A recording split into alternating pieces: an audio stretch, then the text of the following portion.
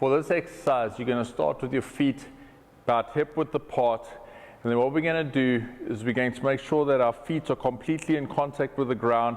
Make sure that you feel the ground with your toes, so we have some pressure from the toes into the ground, and then from there we're going to unlock the knees. We're going to push the hips back, bringing the upper body forward, keeping the back straight, making sure that your eyes follow your chest, and at the same time we're going to have the arms reaching out straight in front of you. Then once in the bottom position, we're going to push the ground away with your feet, extend back to the top position, standing up tall. So this is what it looks like.